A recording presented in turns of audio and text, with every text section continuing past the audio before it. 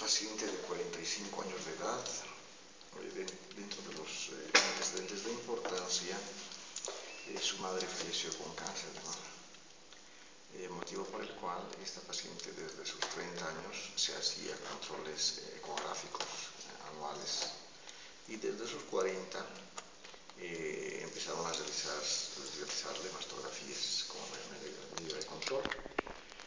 Durante 4 años las mamografías dieron como resultado BRAF2 en ambas mamas, pero en el último año en el lado izquierdo fue BRAF2, pero en el lado derecho resultó un BRAF3B en el cuadrante superior externo. Se complementó con una ecografía y en ambas mamas tiene quistes pequeños.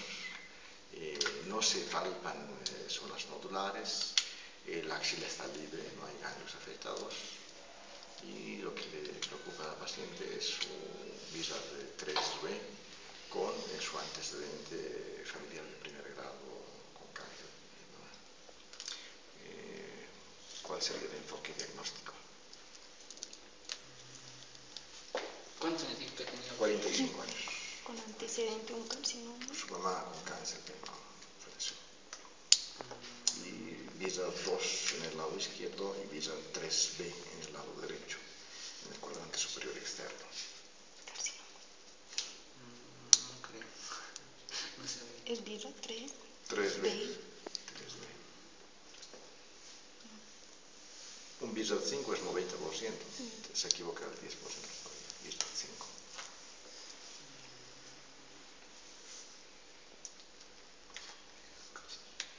Hiperplasia mutación atípica. ¿Qué es lo que hay que realizar a la paciente? Biopsia. Biopsia, ¿no? ¿Qué tipo de biopsias conocen que se realice en la mama? Aspiración. Aspiración fina está muy bien, pero para los quistes eso. Se vacían los quistes y hay que enviar a patología, porque algunas veces existen también carcinomas variantes quísticos en un menos del 10%, pero hay. Para los quistes sí, pero como método de diagnóstico para el BRAF3B,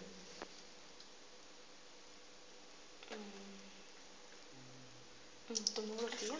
Biopsia por Trucut. Trucut es para las lesiones que se palpan, arriba de 2.5 o 3 centímetros inclusive el Trucut.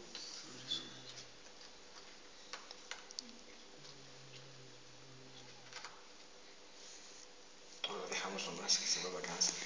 No, ¿verdad?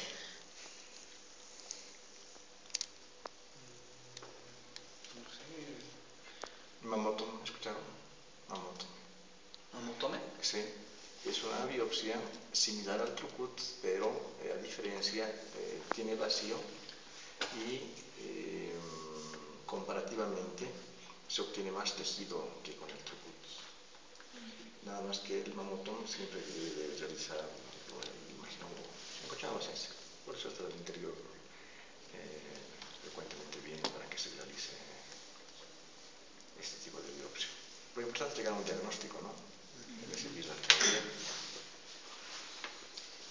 Otro tipo de biopsia es lo que hacen los cirujanos, la biopsia radioguiada. ¿Vieron eso?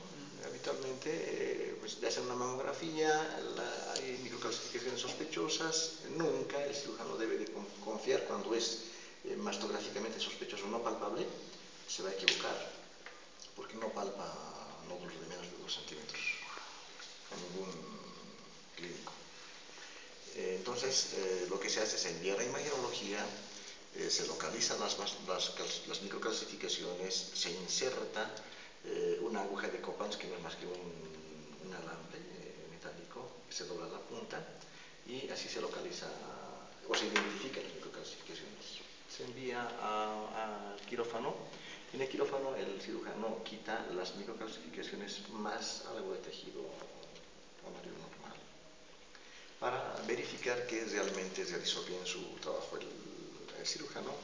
Esa misma pieza envía otra vez a radiología y en la radiología tiene que estar sí o sí las microcalcificaciones. Si no están las microcalcificaciones, otra vez se opera al paciente. Muy rara vez ocurre eso, la intervención. Y recién se envía a patología para transoperatorio las microclasificaciones sospechosas. Y ustedes dirán, ¿no? Es algo sencillo, no es sencillo hacer un estudio de transoperatorio de las microclasificaciones sospechosas. ¿Por qué? Porque igual el patólogo tampoco no podemos ver. No se olviden que el carcinoma in situ tiene un diámetro de 2 milímetros para arriba, ¿no? Y 2 milímetros es muy fácil que se nos escape al patólogo en el momento del estudio transoperatorio.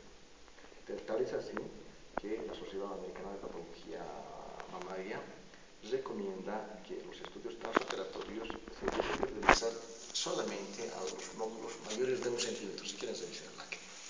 Porque en los menores de 1 centímetro, mayores de 1 centímetro, en los menores de 1 centímetro hay mucha equivocación, hay mucha controversia entre patólogos de mama.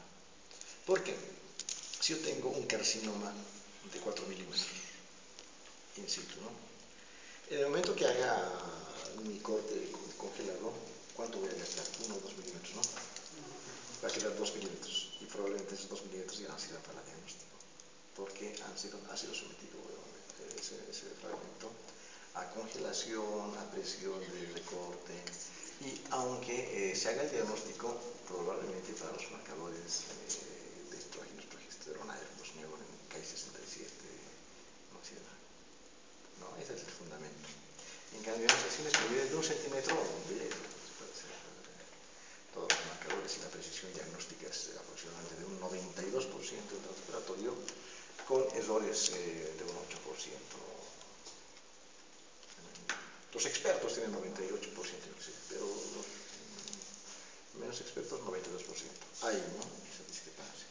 ¿Qué pasa cuando hay una discrepancia? Por eso yo hago transoperatorio con gente de mi confianza. Les digo, voy a hablar con el Hinojosa, con familiares, y les explico esto que les estoy diciendo a grandes rasgos, que si me equivoco, en ese escaso porcentaje de un 8%, inclusive 2%, porque hay esa posibilidad de error, vamos a reintervenir a la paciente con los costos que significa, porque así es la literatura. Si el transoperatorio fuera 100% de certeza diagnóstica, ¿qué sentido tendría el definitivo? Ninguno, ¿verdad? Se tienen revisando literatura.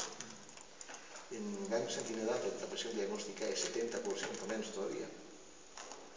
Y hay un lítice colaboradores que tienen errores de más del 50%. No quisiera hacer ese lítice colaboradores. Pero están en la literatura, pueden revisar el Peter Rosen, ahí está, transoperatorios. Todo un apartado de casi 80 páginas, está en diferentes centros de los Estados Unidos. Bueno, volviendo. Entonces hay que quitar las microcalcificaciones, ya sea por mamotoma o ya sea por biopsia radiológica, ¿no? ¿Cuál es la diferencia entre las dos? No sé si el imaginador les ha explicado, el maestro Larraz. En la biopsia radioguiada, que siempre la realizaría el cirujano, porque ese es su trabajo cirujano, el problema es de que quita las microcalcificaciones que habitualmente son centímetros, 1.5, más gran parte del tejido normal. Y esa paciente cosméticamente, estéticamente, queda lista para la cirugía plástica, y si no se hace, bueno, va a quedar con retracción, bueno, con algo de anormalidad, de asimetría de su seno. Peor si es una mujer joven, unos 40 años, si su mamá es mediana o pequeña. Mientras más pequeña sea la mamá, más va a ser la deformidad, probablemente, que tenga que después. En cambio, la biopsia obtenida por mamotoma, ese 1,5 centímetros se quita totalmente, en unos 10 cilindros. Y 1 centímetro no es nada en una mamá, inclusive mediana o pequeña, ¿no? Y comparativamente, la certeza diagnóstica del mamotoma versus la otra biopsia es de un 97%. ¿Qué prefieren para sus familiares? ¿Mamotoma o biopsia radioguiada? Mamotoma, ¿no? Cada vez hay la tendencia. La punción aspirativa está bien para fibroadenoma, está bien para las microcalcificaciones, está bien para un tumor con VISA 5 que está gritando soy tumor, y solamente hay que confirmar, pero nunca para microcalcificaciones sospechosas, porque es sumamente difícil para apreciar nada prácticamente. que no se olviden, porque a veces me llegan vías del 3B o 3C y función de aspiración. Nunca. ¿Bien? En los linfomas igual me llegan, a veces me dicen, doctor, ¿qué prefiere? ¿Una puncioncita o una biopsia? Se lo abierto, pero he leído la punción de aspiración. No en linfomas hay que seguir muestra química todo, y de veras que realmente, si hay sospecha del linfoma, vamos a pasar el diagnóstico en la punción. Mejor la abierta. Bueno, en linfomas, ¿no? Siempre mucho depende de la interrelación que tengamos entre profesionales. Bueno, si en la biopsia, ya sea radioguiada o mamotoma, sale una mastopatía fibroquística simple, nada más. No hay nada que hacer a la paciente, ¿no? Sus controles cada año nomás de mamografía. Sin embargo, van a ver este caso. Ahí vamos a ver. Me detengo mucho en la parte clínica. ¿Qué es lo primero que les llama la atención en este campo? Las dilataciones. Dilataciones. Esas dilataciones son conductos quísticos. Por eso se llama así, cambio fibroquístico. Es su primer nombre porque su nombre está dado por estos quistes que están en todas partes. ¿Miren? Quistes pequeños, grandes, complejos, llenos, algunos de un material eosinófilo proteináceo. Por eso es su nombre. La imagen lo dice todo. Miren este quiste.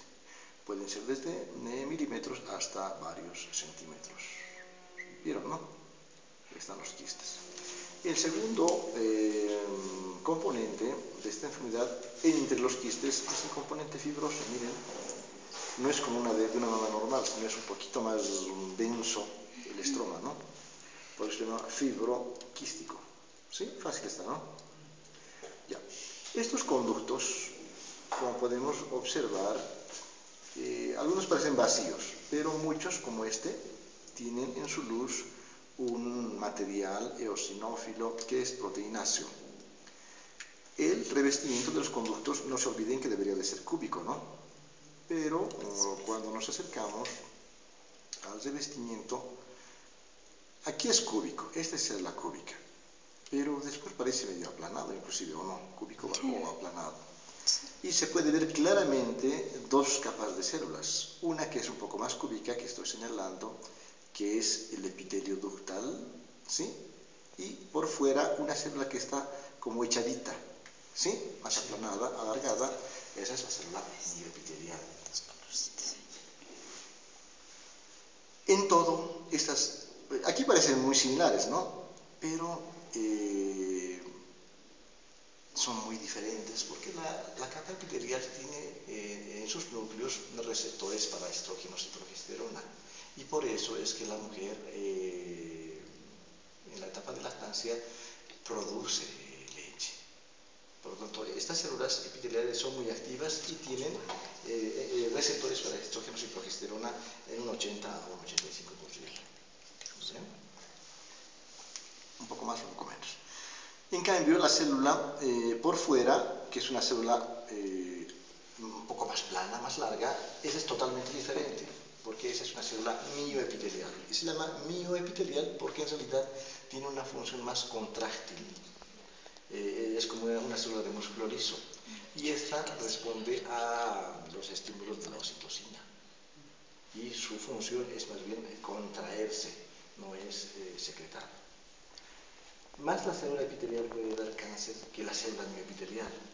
Vamos a ver la próxima clase, porque la célula mioepitelial o basaloide también produce su cáncer, su carcinoma. Pero la mayor parte de los carcinomas surgen en el componente epitelial. Ahora, si la mujer tiene un gran número de receptores de estrógenos en las células epiteliales, si por alguna razón se incrementa la cantidad de estrógenos o la susceptibilidad a los estrógenos, se produciría un proceso de hiperplasia, ¿no? Por eso es de que las pacientes o las mujeres que toman anticonceptivos orales o después de la menopausia están recibiendo terapia de reemplazo hormonal, si se están dando estrógenos, se está produciendo una hiperplasia epitelial exógena, ¿no? es muy controvertido dar o no dar estrógenos después de la menopausia, porque sí, efectivamente, les alivia bastante sus problemas, pero la parte negativa es de que puede producir hiperplasia y algunas pacientes tienen alteraciones BRCA1 o BRCA2 y podrían ser susceptibles a carcinoma. Por lo tanto, nunca den estrógenos y terapia de reemplazo hormonal a pacientes que tienen un familiar con cáncer, ¿no? Bueno, hemos visto que la luz tiene un material proteínáceo, este es bien, medio amorfo, ¿no? Se ve un poco naranja y eosinófilo. Hay veces estos conductos se llenan tanto de este material proteínáceo que se rompe el epitelio. Cuando se rompe el epitelio, la secreción, que puede ser leche inclusive, aquí está, miren, este es un conducto, ¿no? Pero tiene epitelio o no tiene epitelio. Por lo tanto, este conducto se rompió. Ha habido ruptura. El material proteínáceo se ha vertido, derramado en el estroma. Y el estroma reacciona como si fuera un cuerpo extraño y por eso forma, miren, sus macrófagos, estos macrófagos, que están intentando englobar, engullir ese material que ha sido vaciado al estroma. Y el estroma también reacciona con fibroblastos, fibrocitos, linfocitos y un proceso cicatrizal fibroso alrededor más de los conductos que han sido lesionados por ruptura. ¿Sí? Esa es la explicación. Bueno, estos son los quistes simples, pero hay algunos quistes que son un poquito diferentes. Vamos a buscar esos quistes diferentes. Este bien, por ejemplo. Este es un quistecito pequeño, ¿no? ¿Sí? Observen el revestimiento. ¿Es cúbico? Sí. Son células poligonales. Este tiene dos núcleos, inclusive. Dos núcleos. Pero su citoplasma es intensamente granular eosinófilo. ¿Cómo se llama eso? Metaplasia pocrina. Metaplasia pocrina, eso es. Aquí está, ¿bien? Aquí está. Ahí está. La imagen lo dice todo. El revestimiento poligonal, citoplasma, eosinófilo granular. Si yo les digo, estas células se parecen a las células de Hurtley, ¿me creen o no? Son células de citoplasma, estas son muy parecidas, ¿no? En la microscopía clínica también son muy parecidas, nada más que Hurtley ha descrito en la tiroides, por lo tanto el término Hurtley no aplica a nada, aunque es lo mismo. Y también se llama quistes apocrinos, o metaplasia apocrina. Hasta ahí hemos visto dos componentes, tanto el componente quístico como el componente fibroso. Por eso se llama cambio fibroquístico o mastopatía fibroquística. Antes se llamaba displasia mamaria, pero olvídense de displasia mamaria, es muy antiguo. Miren, las microcalcificaciones se han producido por esto. ¿Qué son estos? Microcalcificaciones. Ahí está. Depósitos de calcio dentro de los conductos. Imagínate todo, ¿no? Parece un cuerpo de Samoma, pero tampoco aplica cuerpo de Samoma, aunque es parecido, ¿no? El depósito de calcio, nada más que la génesis es muy diferente al cuerpo de Samoma. Ambos son calcio. Bueno, algunos conductos, a veces es mejor con pocos alumnos.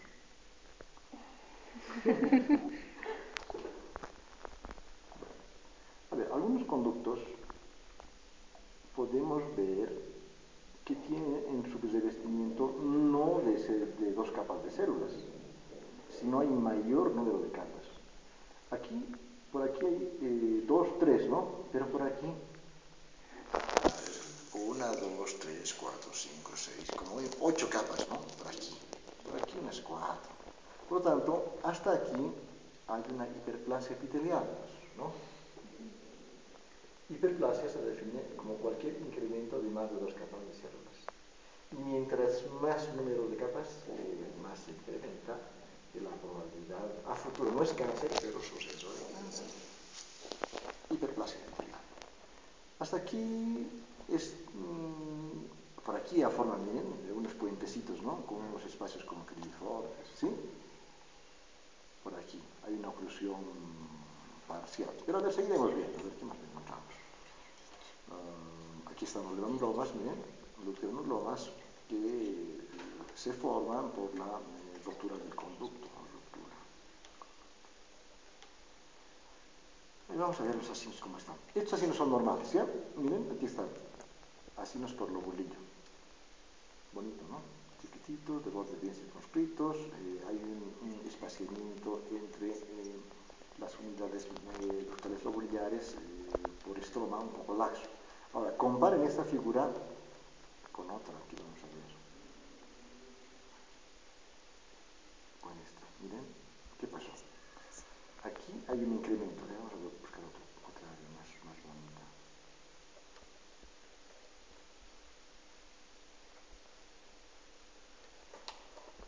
Aquí está. Aquí es fácil identificar que los acinos están sumamente incrementados por lobulillo, ¿sí o no? Porque entre acinos no hay estroma, están aglomerados. A esto se llama adenosis esclerosante. Como del libro está, ¿no? Esa es la adenosis esclerosante, que también es otra forma de hiperplasia epitelial. Adenosis esclerosante.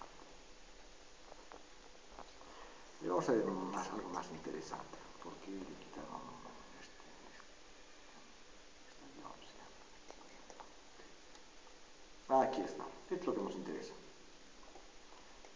Los quistes no nos interesa porque el 30% de las mujeres hay veces desarrollan cáncer. Bueno, tienen quistes, pero no implica un desarrollo de cáncer. En cambio, estos conductos, miren aquí, no sé si es un solo conducto o varios conductos, a veces es difícil porque puede ser un conducto que se esté danificando. Estos conductos, no sé si es uno o dos, tienen una dilatación de su luz, una distensión, pero no es porque tienen un material proteinacio dentro de su luz, sino porque hay una hiperplasia, es decir, un incremento marcado del número de células, que es difícil de contar las capas porque hay una obstrucción casi total de la luz y hay una formación como en sacabocado, como en cribiforme le llaman, ¿sí? Ahora, las células son monomorfas. Yo no diría, no, más bien sería pues pleomorfismo, no es así. Porque si ves células epiteliales y mioepiteliales, las mioepiteliales siempre están en las lesiones benignas. En cambio, las lesiones monomorfas, donde hay un incremento sustancial de las células epiteliales, ahí sí implica un riesgo de cáncer a futuro 5 veces más. ¿Cómo se llama esto? Hiperplasia típica. Eso. No, ductal. Ductal. Hiperplasia ductal atípica. Eso es. Ahora les pregunto, ¿y por qué no llamar a esto carcinoma ductal in situ de bajo grado? ¿Cuál es la diferencia? Si hay necrosis y si hay mucho pleomorfismo no hay problema, ¿no? Independientemente del tamaño, cuando hay necrosis y pleomorfismo es un carcinoma ductal in situ de tipo cómodo de alto grado directamente. El problema es con las lesiones de bajo grado. Y en las lesiones de bajo grado hay 5 tipos inclusive de proliferaciones en puentes romanos, sólido, cribiforme, papilar. Ahora, ¿cuál sería la diferencia de una hiperplasia ductal atípica versus un carcinoma ductal in situ? Porque el tratamiento es totalmente diferente. Si le dice al cirujano, es una hiperplasia ductal atípica, dice, ¿le ha quitado todo? Sí, no, hasta el año. Pero si le dices, es un carcinoma ductal in situ, desde la escuela antigua, le cuela toda la mano. Los marcadores. El grado de oclusión del conducto también.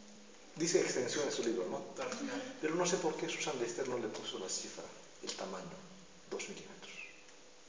Toda lesión igual de 2 milímetros para abajo se considera una hiperplasia ductal atípica, sea en un conducto o la suma de 2 conductos adyacentes. Cuando supera esa dimensión, deja de llamarse hiperplasia ductal atípica y se llama un carcinoma ductal in situ de bajo grado. Y el tratamiento podemos discutir si hacerle conservador, con terapia, etcétera, con disección de clonato. Ha cambiado mucho el enfoque terapéutico del carcinoma in situ, que la próxima semana vamos a ver.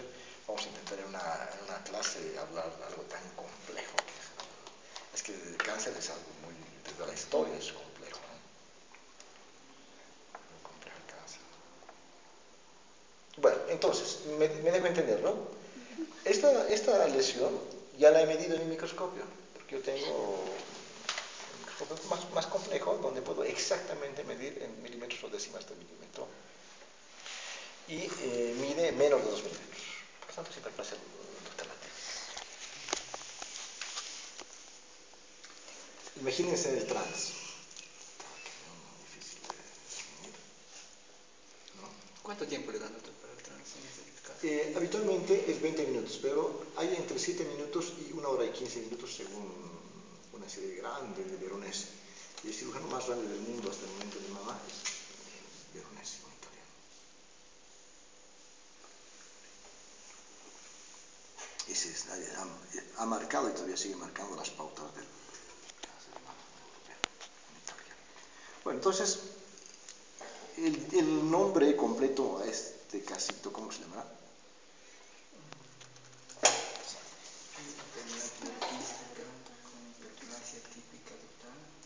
¿Cuál es lo más importante de todo esto? La hiperplasia intraductal atípica. Eso. Que no es cáncer, pero eleva 5 veces el riesgo de desarrollar cáncer de mama. Por lo tanto, el diagnóstico completo será cambio fibroquístico con hiperplasia intraductal atípica. Eso. En patología un poco más compleja, cambio fibroquístico con hiperplasia intraductal atípica de grado 3, de tipo sólido, podrá ser también, ¿no? Pero bueno, lo importante es de que esté resaltado el diagnóstico de atípico. Hay veces ni hay quistes, que le llamamos mastopatía fibrosa. Si no hay hiperplasia, mastopatía simple, no proliferativa.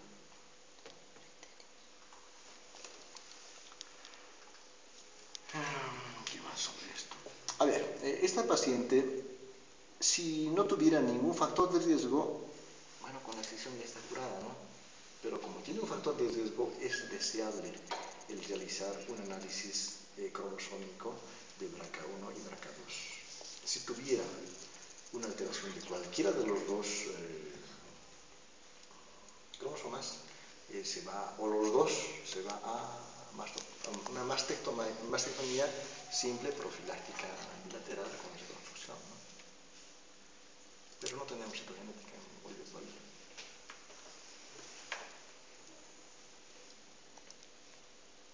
Algunas no pueden dormir, ¿eh? Bueno, les comento, ¿no? Algunos pacientes dicen, mi madre se ha muerto, tengo otra tía también, y yo tengo una con atipia, no, aquí denle nomás. También está bien, ¿no? Pero eso no elimina por completo el riesgo de desarrollar. Si no hay un 5%, todavía desarrollan en la piel o en la axila, inclusive después de años. Entonces, por lo tanto, no hay que dar terapia de reemplazo hormonal ni tampoco anticonceptivos orales a este tipo de pacientes que tienen un riesgo. Y ya vieron todos, ¿no? Está fácil, ¿no? Lo más fácil de reconocer los quistes. Los quistes. Pero en realidad los quistes lo que menos nos interesa. Doctor, una preguntita. Estoy viendo por ahí, hace rato estaba viendo unas estructuras en forma de dedo de guantes, doctor, que son esas cosas, son conductos dilatados. A ver, tú me dices por dónde. ¿Esto? Arriba, no, ¿Esto? así como sí, Son solamente plegamientos del conducto. ¿Bien? Hay un colapso y plegamientos del conducto. No siempre están dilatados como esto, sino hay veces están colapsados y plegados. Pero no es papiloma. No es papiloma. Miren, hay otras unas prolongaciones bien interesantes en las puntas. ¿Bien? De la hiperplasia epitelial. Son las prolongaciones del citoplasma apical. Y hay veces forma como deditos, miren, ¿sí? No sé por qué Peter Rosen le pone prolongaciones epiteliales apicales a manera de hocicos, le puso en su libro. Yo no noto ningún parecido con hocicos, pero Peter Rosen es uno de los máximos exponentes de la patología mamaria a nivel mundial. Mucho más que Susan Lister. Susan Lister, que escribe el capítulo de Van en su libro. Le falta, ¿no? Algunos aspectos. Bueno, también es un libro más para pregrado. ¿Puedo cambiar de lámina? Sí. Porque nos hemos pasado un poco el tiempo con la mastopatía. Así que no se olviden, más que operar, lo importante es hacerlo bien. Y solamente a las pacientes que apliquen hay que hacer la cirugía. Si no, al 30% de las mujeres hay que operarlas a los 40 años. Bueno, como datos, esta biopsia fue de una paciente de 19 años de edad con un nódulo de 3 centímetros móvil, bien circunscrito, su VISAT ecográfico 2, ningún antecedente familiar, asintomática la paciente, nada más que cuando se palpaba o se ponía un poco aprieto su corpiño sentía alguna molestia y por eso se realizó la cirugía. Diferente del otro, ¿no? ¿Ven quistes? No hay, ningún quiste, no hay. Ahora, los márgenes, los bordes del nodulito son bien circunscritos, inclusive parece pseudoencapsulado, miren, ¿sí? Este nódulo tumorcito tiene dos componentes, un componente epitelial y otro estromal. El componente epitelial forma conductos con sus luces, que son como tubitos. Y cada conducto tiene dos capas, tanto epitelial como miopitelial. No hay hiperplasia.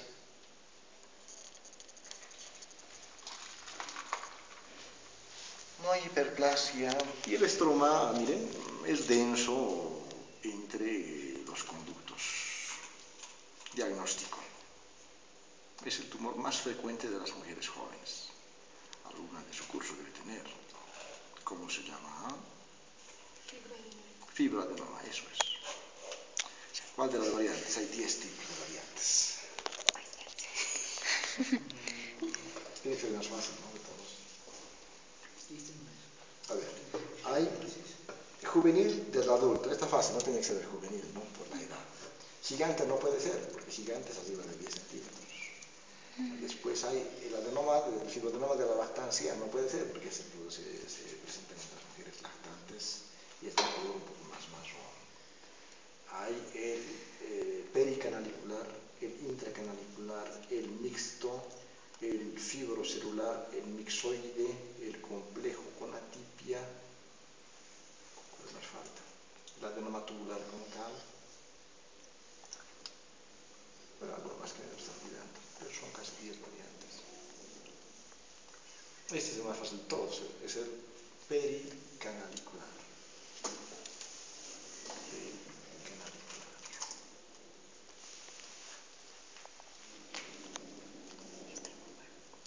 Y hay veces, no todos los fibroadenoma son bien circunscritos. Hay veces como patólogo uno dice, no, esta paciente tiene 50, no es joven, es mastopatía o es fibroadenoma. Si no puedes definir, le pones mastopatía fibroadenomatoide, que es una combinación de ambas.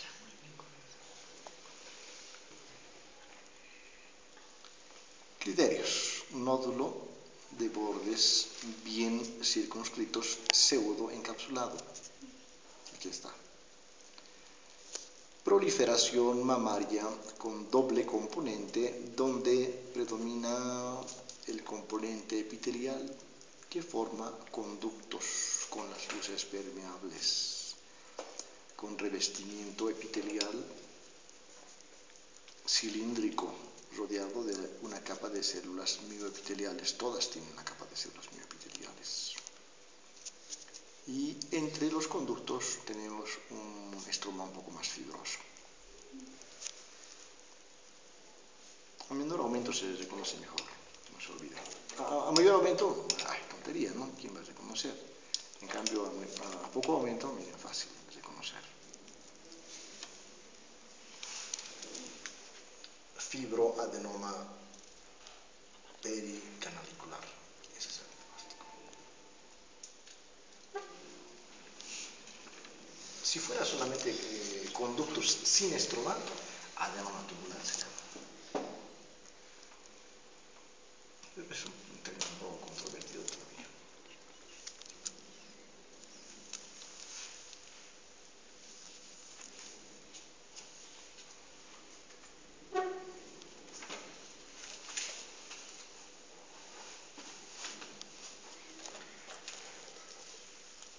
Más va en jovencitas, aunque hay casos en 75 años. Pero no es la regla, más en jóvenes. Por eso cuando me dicen, ¿es transoperatorio de quién? ¿Qué paciente? 60 años, ¿qué visa? Todo es importante porque es necesario que sepan. Me dan una mama de 10 centímetros y me dicen vida de 3B, son 3 milímetros que tengo que buscar, ¿no? Si me dicen 2, ahora no pasa nada. Es importante todos los datos a la hora de enviar una pieza a patología. No se olviden. Que no es para que yo me copie su diagnóstico, sino es para que tengamos mejor precisión diagnóstica.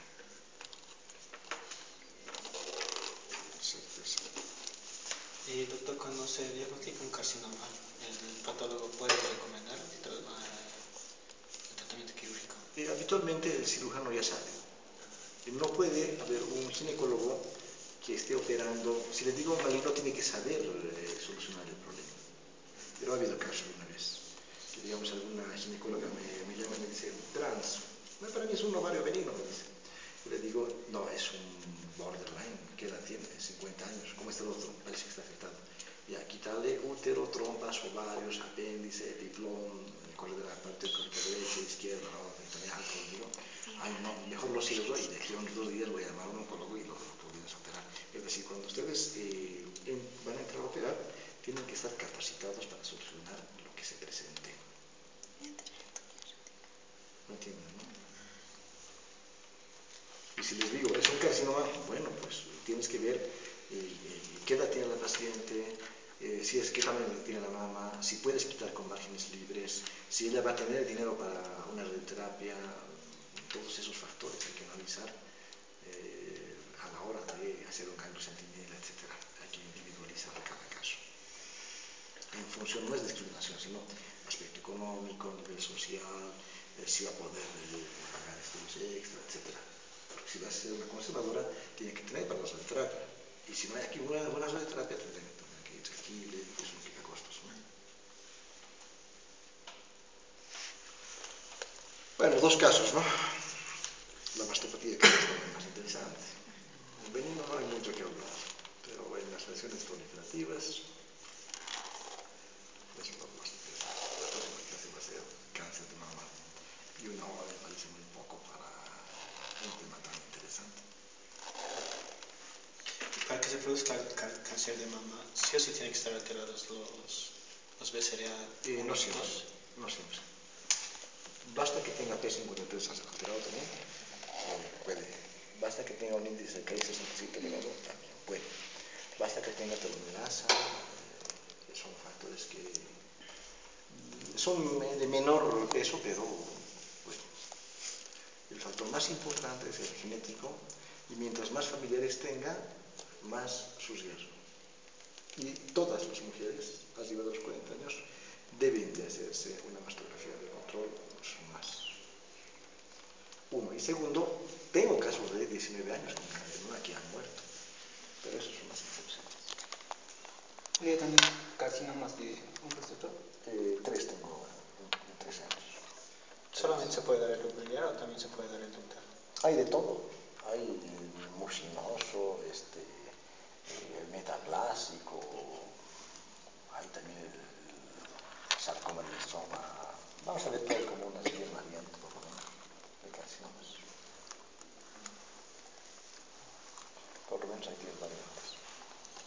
Los más fáciles para ustedes, doctor mobiliario es lo más sencillo. Pero vamos a ver que hay muchas barbaridades.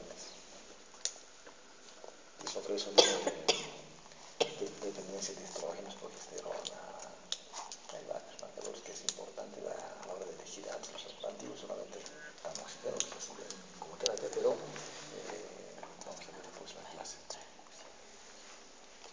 Los factores pronósticos, ¿de qué dependen? ¿Por qué viven pacientes más años y otros menos? Factores de significado pronóstico, todo eso. Es interesante. Hasta la próxima clase, jóvenes. Doctor, le queríamos pedir un favor. La siguiente clase vamos a tener parcial.